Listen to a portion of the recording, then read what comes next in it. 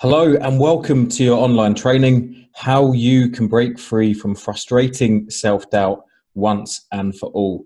You are going to be learning some really powerful ideas, exercises and tools that are going to make life better for you as I share exactly how you can break free from frustrating self-doubt so that you can begin to create the life you really want to live. I want to thank you for being here. So before we open the door and begin the training, thank you. Thank you for choosing to invest your time doing something for you. I really get and understand that life is busy and I know you have your commitments. So I'm starting by thanking you for being here. And as well as that, I want you to thank yourself. So go ahead and give yourself a pat on the back right now. For those of you who don't know me, here's a super duper quick introduction. It's super quick as, hey, today really isn't about me. It's about you. But who am I? Well, my name is Will Elward, and I believe we are all far more brilliant and capable than the voice of doubt will have us believe. That's why I'm a life coach for creatives, dreamers, and entrepreneurs to reconnect them with their confidence in order for them to create a new and exciting life. The way I do this is through my one-on-one coaching, my blogging, online training, and my signature 20-day exciting new life online program. So that in a nutshell is me. That's the quick version. I'm going to signpost you now for what we have got coming up in today's training.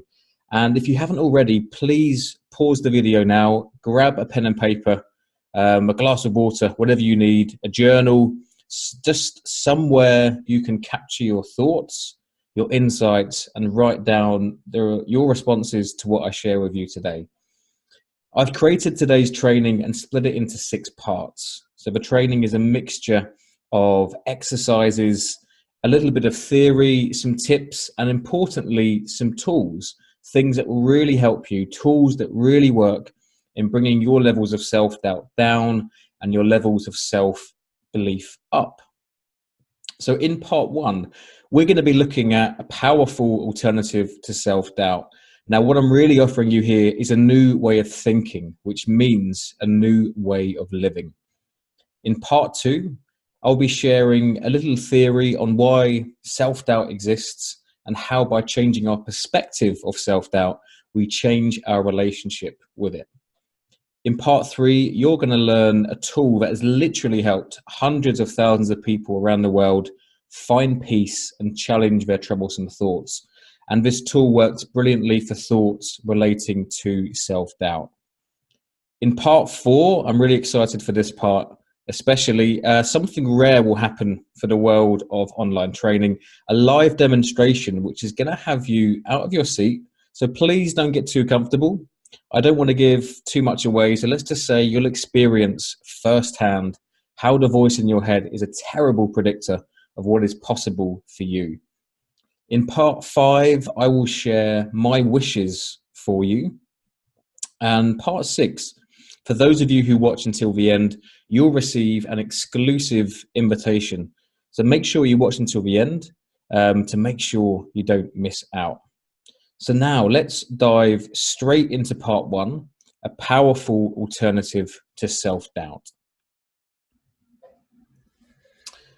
So this picture is me in 2010, a time of my life where I was living with self-doubt that I would describe as crippling. I would also describe it as frustrating. And I lived like this for a long, long time. I doubted what was possible for myself.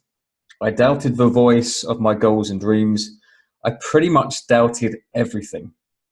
Now, doubt for me was like this big black cloud standing in front of me, and it felt like it was stopping me from moving forward towards what was beyond the cloud.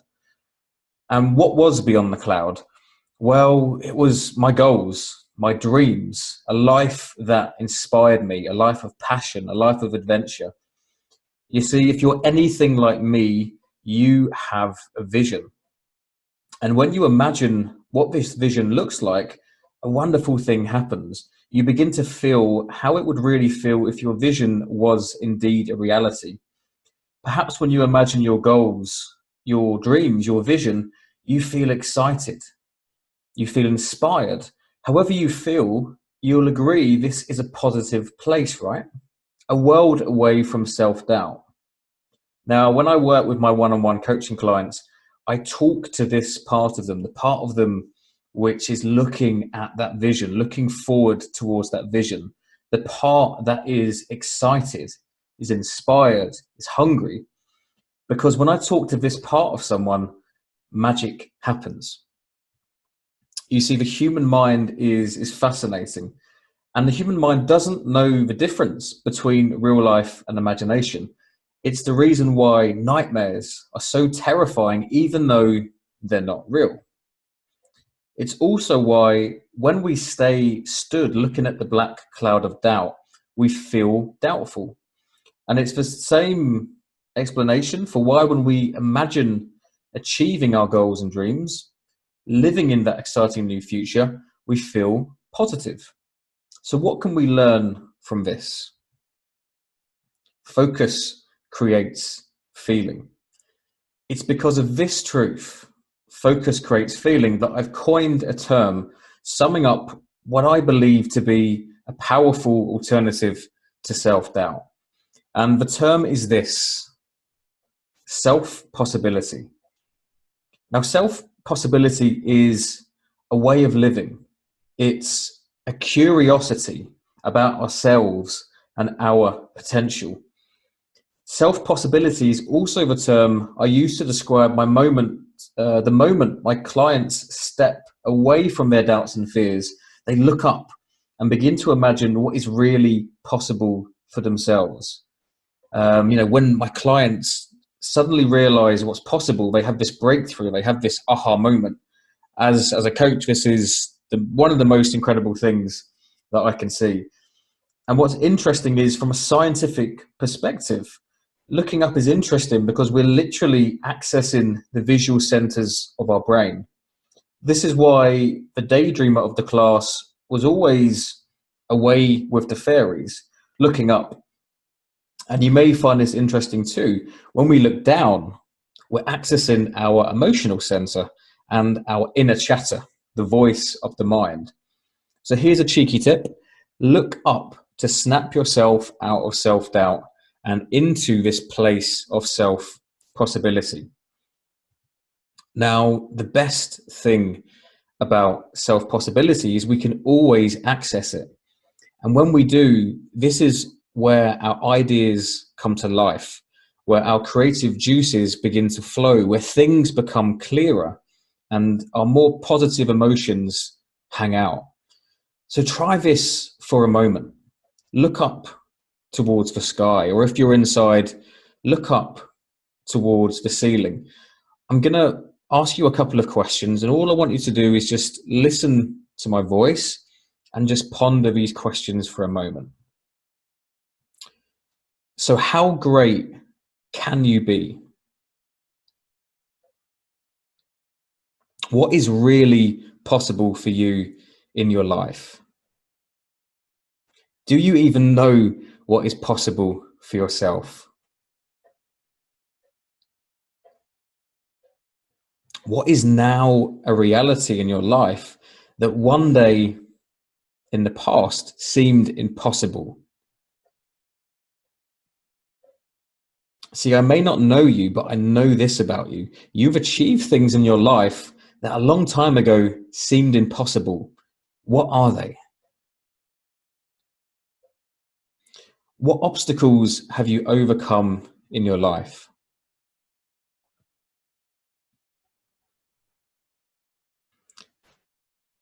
Now, if you're feeling different right now from a few moments ago, great. You're beginning to tap into this place of self-possibility. And you can return to this place anytime simply by becoming curious, asking these thought-provoking questions. And it may be that you want to journal on these questions. And if you want to do this right now, the questions are here on the screen. And there's one more question I want to ask. What would it be like if you were to live life from this place? What would it be like if you were to live life from this place of self-possibility? I mean, sure, self-doubt will pop up, but what if you would spend most of your time living from this place of self-possibility, living in this inspired, exciting way? How would things look? How would things feel? Now, I want you, as you're tapping into this place of self-possibility, I want us to take advantage of it. And I'm really going to encourage you to go along with me on this. I want you to write down one action step that you can take in the next 24 hours that will move you closer towards the goal or vision you have for yourself. So bring to mind the action that maybe you've been putting off doing because doubt has held you back. Write it down. Pause this video now, and if you need to, write this step down.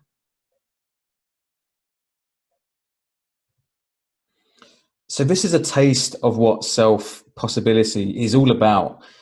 And to end section 1, I'm sharing a couple of tips that you can use to stay living from a place of self-possibility. So my first tip is each day, take at least one bold action, one that scares you. So I've just encouraged you to take a bold step, one in the next 24 hours, but you can do this every single day. And when you do, these steps will add up. You will build momentum and you'll begin to see what is really possible for you. Also, by doing this, you're going to change your story. You're going to change the way that you see yourself, because no longer will you see yourself as someone whose doubt stops you from taking action. Why not commit to 30 days of bold daily action steps and see what magic happens? My second tip is surround yourself with positive people who believe in you. So join a meetup group or create a meetup group for people that share your passion. Or if you can't do that, join a Facebook group where people support each other. There's a saying in the world of personal development that we become most like the 5 people we spend our time with. Now, I don't know the exact truth in this, but I do know that when I surround myself with driven, positive, and encouraging people, it makes me a better person. So tip number 2 is surround yourself with positive people who believe in you. Tip number 3 is say yes to opportunities.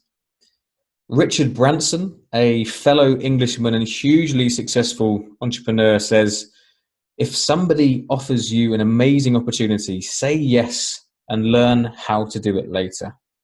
Because the thing is that doubt will convince us that we're not ready or it's risky, and it will talk us out of creating the life we want by talking us out of saying yes to opportunities. So please commit to saying yes to opportunities, whether they are business related, personal, or social. You've really got nothing to lose and you've got the world to gain. So this concludes part 1.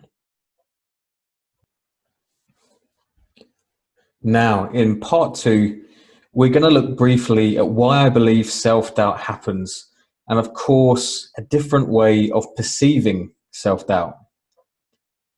Firstly, do you ever think to yourself, wow, my thinking is just so negative, something must be wrong with me? Let me reassure you by telling you there's nothing wrong with you. This is in fact totally normal. Psychologists recognize we humans have a negativity bias, meaning we have a bias towards remembering and focusing on negative events in our life, more so than positive events. Basically, we're wired towards negativity. Why? To understand the reason for this, we have to look at the role of the human mind.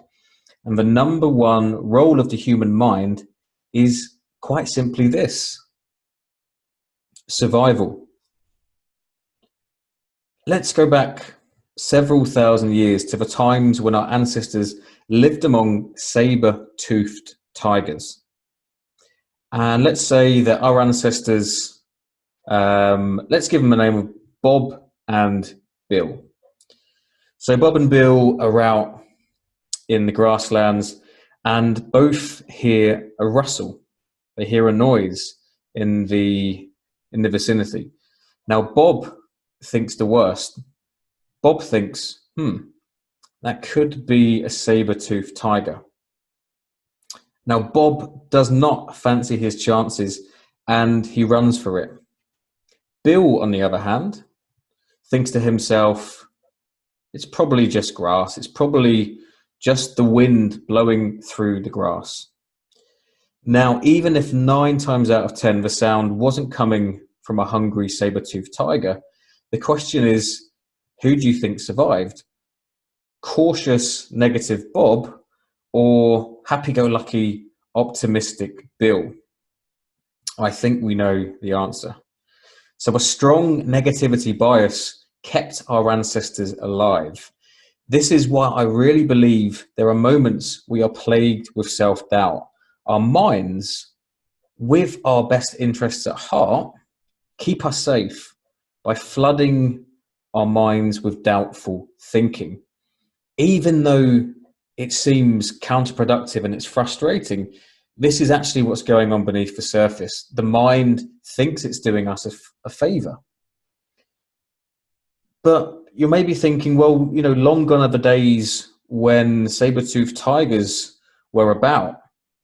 But the thing is, the mind still sees threats today. And for our minds, the threats seem very, very real. Whether it's you pursuing your passion, whether it's public speaking or trying a new experience, your mind sees threats, and threats means a danger to your survival. So at the end of the day, I really do believe self-doubt has our best interests at heart. And with this in mind, let me introduce you to a different way of perceiving self-doubt. Now, if you're like most people, you dislike the part of you that doubts. You are frustrated with the part of you that doubts, that voice of doubt. People even tell me they hate it. They resent the voice of doubt in their heads because we feel like it holds us back from more money, more success, and ultimately more happiness. And what we tend to do is argue, right? We tend to argue with the doubt. We tend to fight it. We resist it. And we tell ourselves things like, I shouldn't be thinking like this, or if only this doubt would go away. And what we're actually doing, on top of already unpleasant feelings of doubt, we're piling on resistance. We pile on anger. We pile on shame for feeling this way. And we unknowingly add more poison to the pot, which, if we're honest, results in us feeling even worse. So the $1 million question is, so how else can we view our self-doubt? Now, what has helped both myself and many of my clients who struggle with self-doubt is this: cultivating an attitude of acceptance.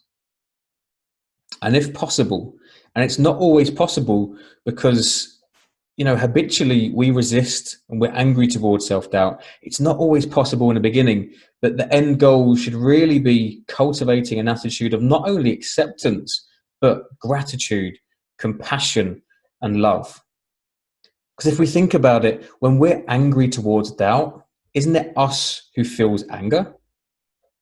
And that's because the doubt is a part of us. So what I'm going to offer you now is a reframe. How would it be different if the voice of self-doubt belonged to a fearful childhood you? Think about this question for a moment.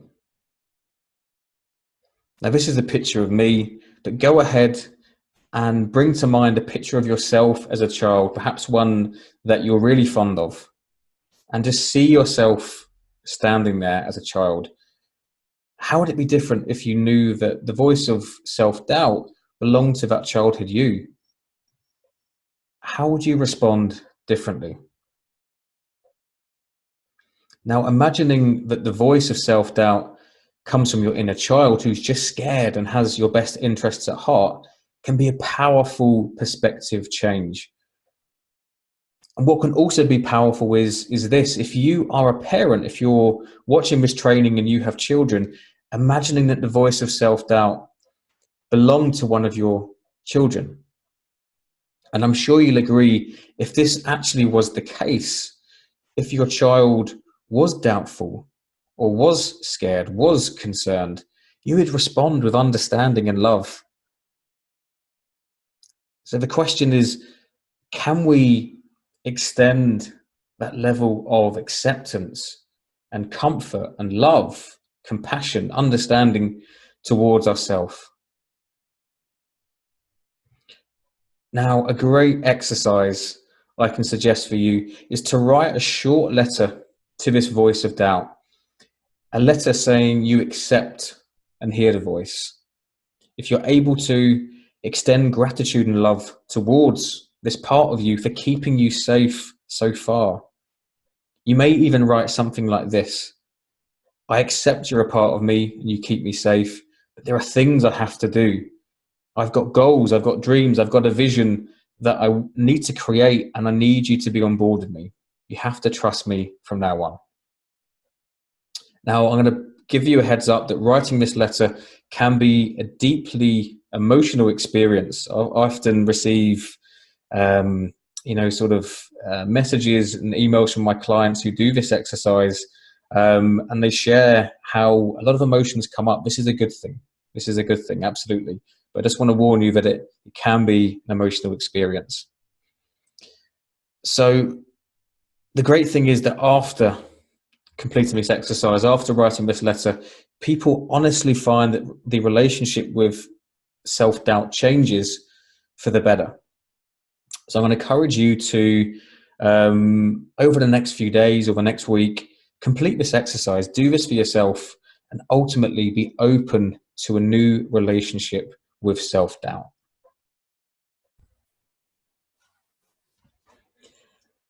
Part 3. Like I said in the introduction, this tool has helped hundreds of thousands of people around the world find peace and challenge their troublesome thoughts. And I'm really honored to share this with you today. Before I do, what would you think if I told you that this tool was just 4 questions? Honestly, would a part of you think, yeah, right, that sounds too simple, that will never work, change is hard? Now, if I'm being honest, this was exactly how I felt when I first discovered this tool. And just as an observation, isn't it funny that we tell ourselves stories about how change has to be complicated and how ideas have to be complicated? But does it really? Isn't it true that simple ideas work the best? I mean, the wheel isn't complicated, but it works perfect, right? So this tool I'm sharing with you now is indeed just 4 simple questions. And these 4 questions come from a woman named Byron Katie. And the question make up part of what she calls the work. Now, she describes the work as a way to identify and question the thoughts that cause all of your suffering. Now, we're going to go through the 4 questions together now, so I can show the process, so you can pause the video anytime you wish. First of all, I want you to write down a common thought that shows up when you doubt yourself. So what does the voice of doubt sound like for you? What does it say exactly? Now, I'm going to share a personal example to help you. So my example is, I won't be able to write a book. You see, I, like many people, dream of writing a book. I love the thought of my words reaching and serving people all over the world.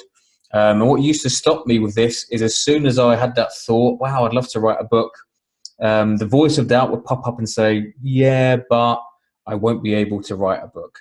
So it would question my ability to actually make it happen.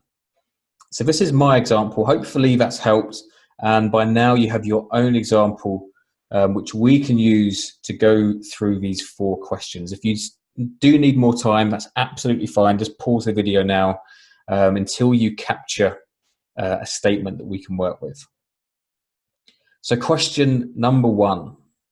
And what we're doing now is we're answering these 4 questions based on the statement that you've written down. So question number 1 is simply this. Looking at what you've written down, is it true? And we're just looking for a yes or no answer. That's all we're doing. Now, if you answered yes to question number 1, then question number 2 you need to answer. If you answered no to question number 1, you're going to skip to question 3.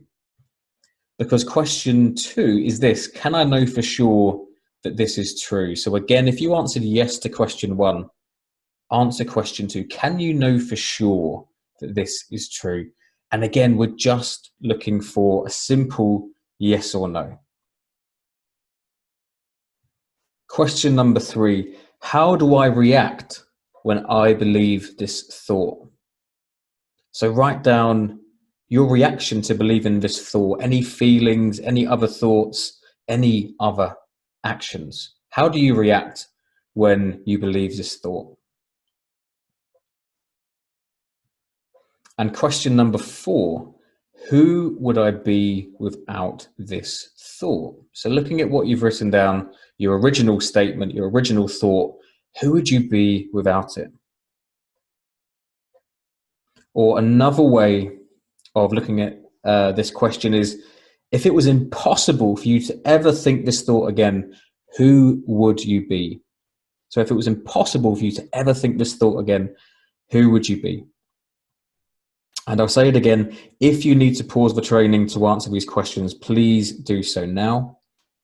If not, let's look now at the purpose of each question. So, is it true? Why do we ask this? We ask this question because it's important to shine the light of truth on any troubling thought, belief, or assumption that we have. And it's incredibly refreshing when we realize that so much of our thoughts, our beliefs, and our assumptions are simply not true. Yet we don't know this because we don't question them. So we ask this question to shine the light of truth simply by asking, is it true? Question number 2, can I really know for sure this is true? Sometimes when asking ourselves this question for the second time, we break down this illusion that we know what is true, that we know what is true.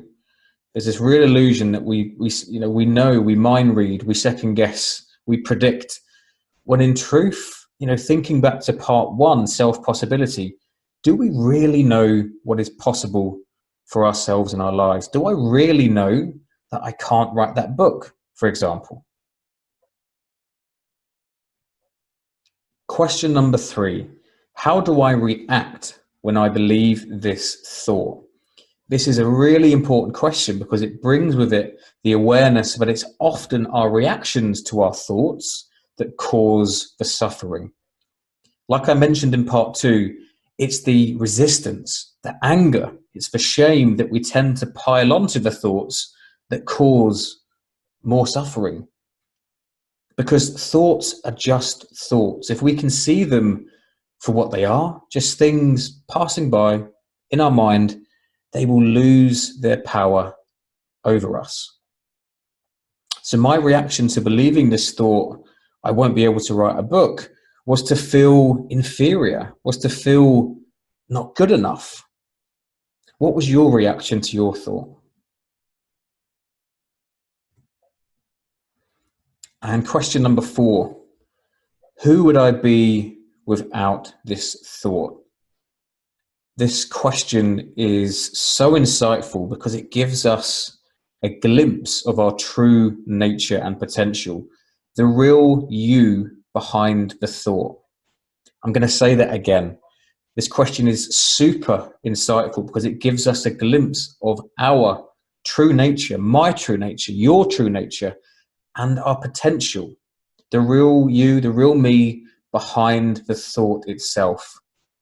So my answer to who would I be without this thought is, well, I would feel confident enough to write a book, and I'd bloody well do it. So without our troublesome thoughts, without our limiting stories, we do things. We're daring, we're bold, we are creative. And in case you're wondering, as I record this training now, it is August the 17th. I've just begun to write my first book. So 4 so simple questions, right? But going through these 4 questions is incredibly insightful. And I really recommend you check out Byron Katie's book, which is titled Loving What Is, where she shares in more depth these 4 questions that make up the work. So promise me, next time you have a doubtful thought pop up, catch it and go through these 4 questions, and you'll be really pleased that you did. So we're moving on to part 4, which is a live demonstration to prove how the voice in your head is a terrible predictor of what is possible for you. For this, you will need a strong wall, a stopwatch, or the stopwatch function on your phone. Here is your challenge. You are going to complete a wall squat, or it's sometimes referred to as a wall sit. No matter what your current level of fitness is, this will test you. Here on the screen is the correct posture for a wall squat, and you're going to need a stopwatch or use the stopwatch on your phone because I want you to record 2 times. The first time I want you to record is whenever the voice inside of your head says stop. The second time I would like you to record is the moment that you choose to stop. You see, at some point during your wall squat, your wall sit, perhaps almost immediately, a voice will pop up and say something like, stop, this is stupid, this hurts, why are you even doing this? I can't go any longer, no more, no more, no more. What I'm going to urge you to do is be resilient. Hear this voice, but don't listen to it. Choose to go further. Now, please, please, please be responsible with this. Stinging is normal. Shaking is normal. But if you're in real pain, stop immediately. And if you do have any injuries that may be made worse by completing this exercise, don't do it. If you are good to complete a wall squat, do it now. Pause the training and complete this task, and I'll be waiting for you.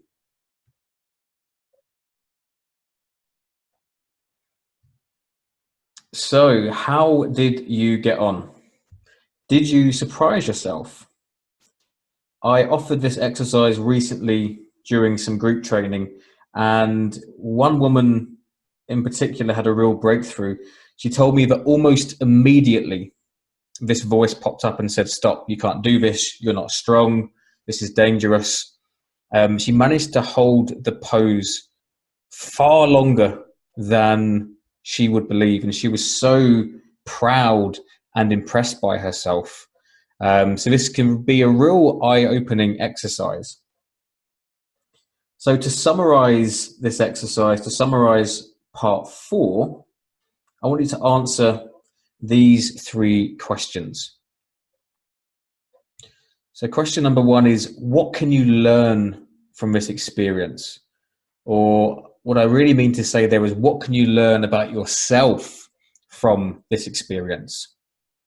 Question 2 is, how different would life look if you chose to go beyond the point the voice says stop? And question number 3, What areas of your life do you feel you need to be more resilient in? Now, you are stronger, more brilliant, more capable than the voice in your head will have you believe. There's some really interesting research that suggests that when we tell ourselves we're finished, we're actually only 40% of the way there, 40% of our maximum capacity. So remember this next time the voice inside your head tells you to stop. Please keep going, persist, and you may just surprise yourself again. So that is part 4. It's a shorter part, and we're now going to move on to part 5. And part 5, I wanted to do a section here simply on my wishes for you. So this here is something I created for Facebook a little while ago. It's a choice. You can lay in bed and chew on your challenges in your head, or you can rise up, bravely go out into the world and take action. Just remember to get dressed first. Although, of course, you can take on the world in your pajamas. That is allowed, but it may get you into trouble. So what I'm demonstrating here, or what the point I want to make, is that there's a real difference between the people I work with, the people who take my training, who get results, and the people who don't. I mean, I'm honored. I've had the pleasure of working with wonderful people from all over the world. My coaching calls have taken me to 26 countries, and I've helped people of all ages to create a new and exciting life for themselves. The biggest determining factor between the people I work with who really get results and the people who don't is this: action. Because I want to tell you this: information is worthless. Information is worthless. What I've shared with you today in this training is worthless if it's not applied. Don't get me wrong. When applied, what I've shared with you today will be life-changing. With this in mind, I want to share my 5 wishes for you. So my first wish for you is that you really apply the lessons, you apply the tools and exercises I shared with you today. Please don't let this time you spent today just be more time, more training, just gathering useless information that you never apply. I'm so guilty of this. The amount of books that I've read, if I'm honest with myself, the books, the amount of information I have actually applied is minute. But the books that have been, the most eye-opening, the most insightful, the most impacting are the books where I apply the principles, I apply the tools, I pull out the lessons, and I do the tools and the exercises. Which is why I shared with you Loving What Is. I read this book and it was honestly an eye-opener, but because I did the work, literally it's called The Work, but I literally applied myself and just took action. So please, my first wish there is just to take action on what I've shared with you. My second wish for you is that you step into the shoes of someone who lives from a place of self-possibility. Remember that focus creates feeling, and be curious about yourself and your potential. Choose to focus on self-possibility over self-doubt. But of course, self-doubt is going to pop up, and we know why, because it's there to help us. At the end of the day, it's there. It's got our back. It's for our survival. So please, my third wish is that you accept self-doubt. Treat yourself kinder than you think is possible, and treat the part of you that doubts with kindness, compassion, and understanding. And as I suggested, do the letter exercise, writing to this doubtful part of you, and enjoy the process, enjoy what comes up, and be open for some big changes to happen. My fourth wish for you is that you continue to use the 4 questions in those moments of self-doubt to remind yourself that you are not your thoughts. You are not the story. You are, and you'll see this when you answer question 4, you are the person behind it. You're the person who calls for shots, who makes the decisions, who takes the action. You're the person who has the creativity. So please continue to use the 4 questions. And as we've just explored in part 4, the wall squat, the wall sit, my 5th wish relates to this. It's that you continue to live life with resilience. So hear the voice of doubt in your head. Don't listen to it, and decide for yourself the boundaries of your brilliance. Now, we're almost at the end of our online training for today. But as promised, as you've watched to the end, here is your exclusive invitation. I love your commitment for showing up today. I honestly love it. And I love that you're choosing to learn some new ideas, some exercises, some tools for living with less frustrating self-doubt. And I really hope that what I've shared with you will be life-changing for you, will have a huge impact on your life, which is why you are invited to have a breakthrough coaching call with me. I've opened up some additional spaces on my calendar so this can happen over the next couple of weeks. So this is for you if you would appreciate some time focused on yourself, your goals, your dreams, your struggles. This is a chance for you to be listened to and understood. As a coach, I don't give advice. I don't give advice during a coaching call. I simply listen. I ask insightful, thought-provoking questions that help you to unlock the answers for yourself. Because I really believe everything you need to know, everything you need to get to where you want to be is already within you. It's already within the people I work with. I just support people in getting there. Now, many people tell me they notice big changes and breakthroughs even after one conversation with me. Now, this call would be for free and last between 1 to 2 hours.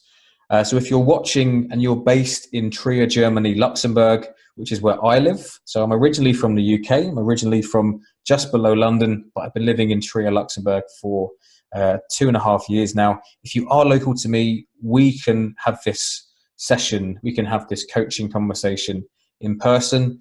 If you're not so local, we can have this conversation via Skype. It's really simple to set up.